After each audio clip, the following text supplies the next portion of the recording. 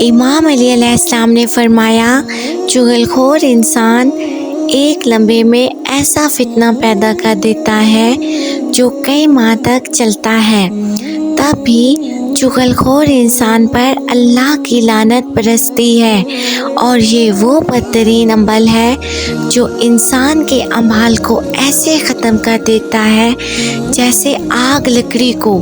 امام علیہ السلام نے فرمایا، اے لوگو، جس طرح شبنم کے قطرے مرجھائے ہوئے پھول کو تازگی بخشتے ہیں، اسی طرح اچھے الفاظ مایوس دلوں کو روشنی بخشتے ہیں۔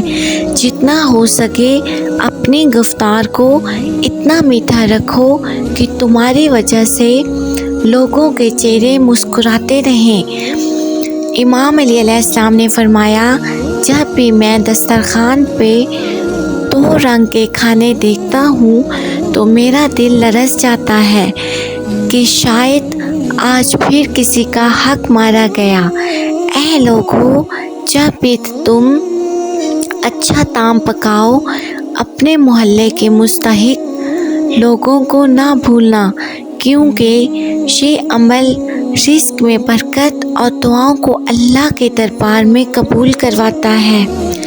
امام علیہ السلام نے فرمایا، 2 اعمال ایسے ہیں جن کا ثواب کبھی تولا نہیں جا سکتا، ایک معاف کر دینا اور دوسرا انصاف کرنا۔